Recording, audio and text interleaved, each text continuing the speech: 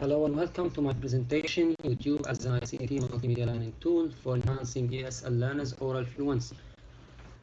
Given the evidence which shows that the use and exposure to ICT multimedia learning tools in education plays a significant role and creates a positive impact on ESL learners' achievement across various stages of L2 learning and development, this study proposes using YouTube as an ICT multimedia learning tool to provide and enhance, by way of caption videos, what is known as the comprehensible input of the target language required for the learner's language proficiency development. This correlational study hypothesizes that by way of the narrow listening technique, ESL learners' engagement with and exposure to the provided and enhanced multimedia-based comprehensible input can potentially increase the gain of the target language chunks and ultimately improve the L2 oral fluency over time. This research highlights the cognitive advantages of multimedia learning in language education. For example, multimedia learning enables and sustains cognitive activity, including mechanisms which are central to learning, such as attention, memory, comprehension, retention, transfer.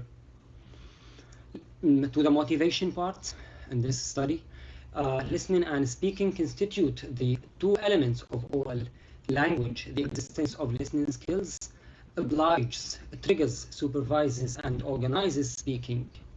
That's given. For successful communication, it is inevitable to combine listening and speaking in L2 education. Given this close relationship between listening and speaking, this work suggests and employs the narrow listening technique as a source of L2 oral input, with the aim of promoting ESL learners' oral fluency. What is narrow listening? Narrow listening refers to a large quantity of listening practice, systematically and consistently for a period of time. The value of narrow listening is stressed as a source of inputs beyond listening abilities per se for development of skills like pronunciation and fluency. Pronunciation is beyond the scope of this study. Narrow listening can be seen as another subset of extensive listening because both require learners to receive a massive amount of oral comprehensible input. A comprehensible input is critical for ESL learners, for second or foreign language acquisition. Evidence shows that oral comprehensible input plays a key role in the early stages of this process. This suggests the essential role of listening or getting input for speaking or producing output of a second or foreign language. Narrow listening, according to Krashen, provides a great deal of input which is made comprehensible through more than one way. Repeated listening, self-selection of samples, familiarity with topics. ICTs like YouTube can provide plenty of engaging and authentic multimedia materials, which can be a rich source of comprehensible input of the target language for learners to listen to. Fluency is basically the speed and ease with which learners can access relevant L2 information to communicate meanings in real time. It is one of those major characteristics of communicative competence, as well as an important indicator for progress in language learning, and thus it is investigated and stressed on in this study. Why ICTs are used, for example, in this work. And not only because numerous studies have supported the idea that overall students' motivation and engagement in learning is enhanced by the implementation of instructional technology, but also because technology can engage students behaviorally, emotionally, and cognitively. And obviously, YouTube is one of many web-based ICT multimedia learning tools widely known and used by ESL, EFL learners across the globe. To the motivation of our current approach, according to Krashen, I have just said that narrow listening provides a great deal of input through many ways. It can be made comprehensible through more than one way. Repeated listening, self-selection of samples, and familiarity of topics. This research proposes yet another way, captions, through the use of captions, which has two substantially potential multimedia learning effects and cognitive advantages, both of which may lead to a more fluent L2 speech. The first advantage is that it can make the captions can make the oral input more comprehensible. Research evidence shows that intralingual subtitles have a potential value in helping learners not only to better comprehend authentic linguistic input, but also to produce comprehensible communicative output. Wink et al. Noted that captions promote automaticity in processing of L2 inputs. Automaticity is obviously an inherent component of fluency. The second advantage of captions can make the oral input more chunkable. Chunking is a cognitive process that encodes information into meaningful units called chunks. Examples of language chunks are collocations, fixed expressions, verb patterns, idioms, etc., etc. Captions can be helpful in the process of language analysis or decomposition, because language chunks or word boundaries can't always be determined, especially in fast-running speech. But in writing words or using captions can make them more discrete, that allow learners to unpack the speech in a more meaningful way. Ellis stressed that learning to understand the language involves parsing the oral speech stream or samples into chunks which can reliably mark meaning. Today's ICTs allow us to do more of narrow listening and detailed analysis, and actually it's in terms of target language chunks and acquisition of target language chunks and narrow listening to caption videos, it is during this detailed analysis while narrowly listening that students become consciously aware of how native speakers use the language chunks. With regard to the language chunks, again, the language chunks concept and the problem of oral fluency, researchers pointed to different aspects of fluency, such as pausing, hesitation, automaticity, conversational speed. Ready-made chunks are concerned in this work. The ready-made chunks or formulaic expression chunks which can increase speech rate and conversational flow as a significant aspect of fluent conversation. To connect all the dots of what has been said so far in this presentation, this work proposes the use of ICT-based multimedia learning tools like YouTube caption videos to make YouTube caption videos to make L2 input not only more comprehensible input, but also more chunkable for learners as they narrowly listen to it, which may very likely result in a more fluent L2 speech due to the increase of learners' L2 intake, which can accrue over time, given that learners are engaging with and frequently exposed to such L2 multi-mediated input. This is the research objective in this work, and these are the research questions. And as for the materials and methods, as for the data collection part, I use the IELTS-based communicative speaking tasks to set the baseline and the end line in this study, and we checked on the variance post this intervention or this study after 5 months of learners exposure to this to our current approach.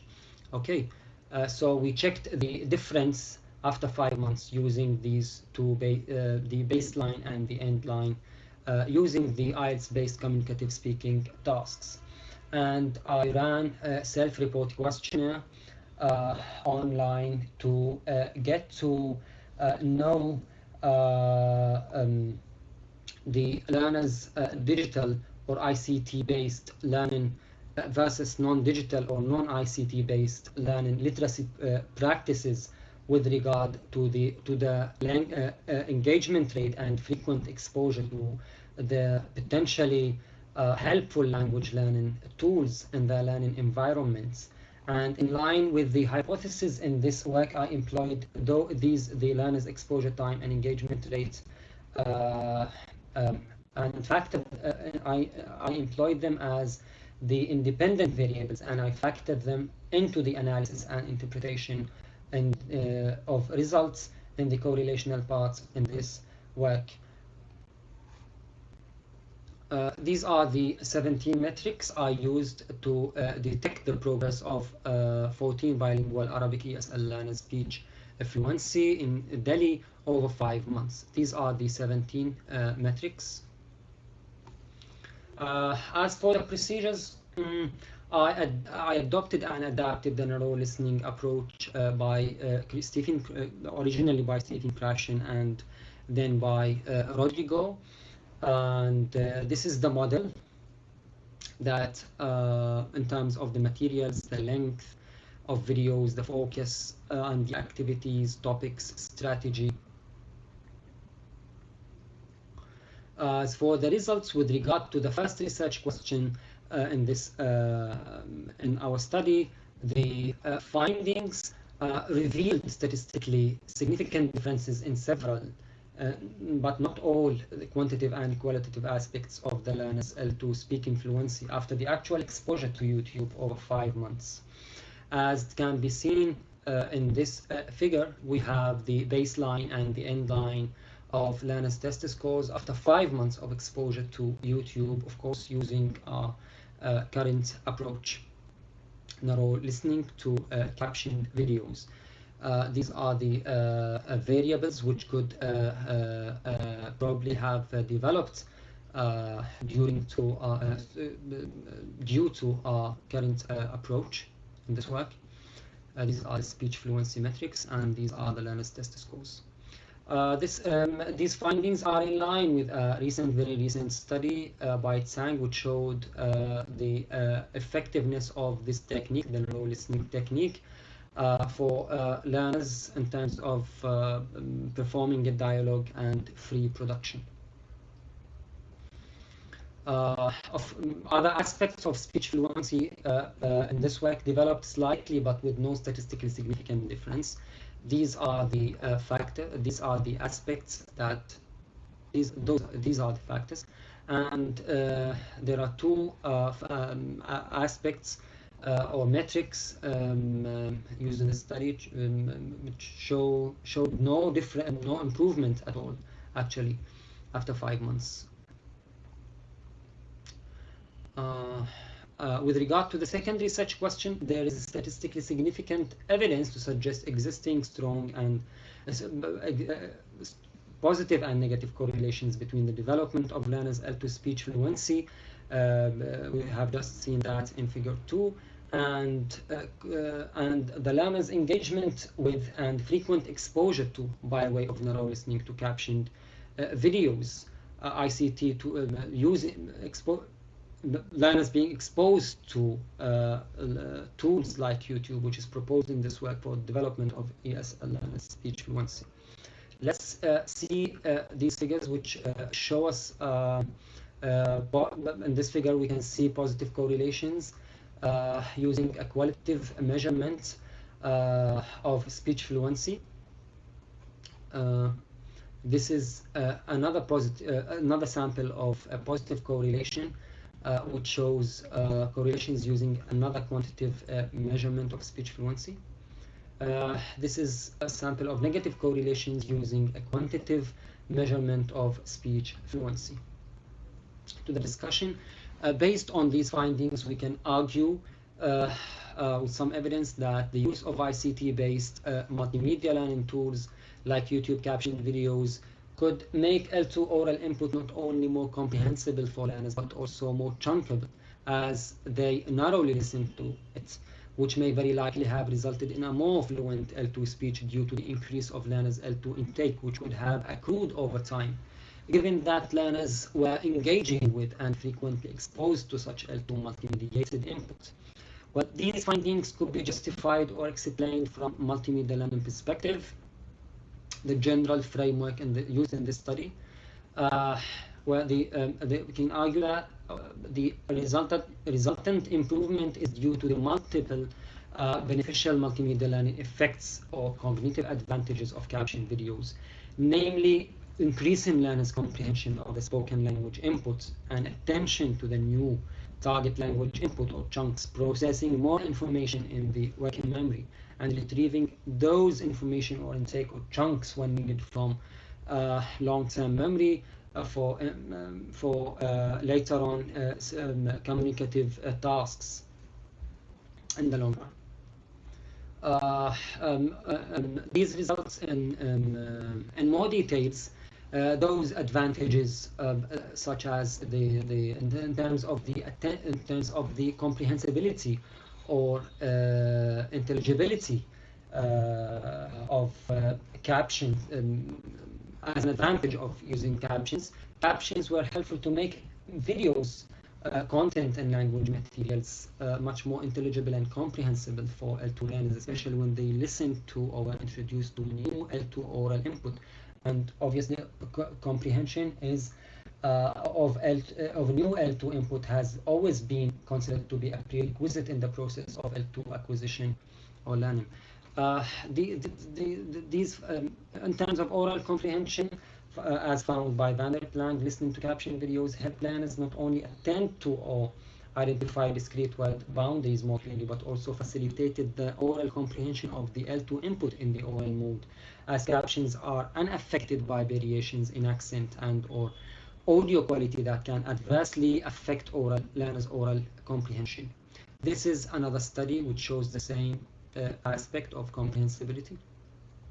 The second advantage of using the current approach in line with previous research studies, which is the attention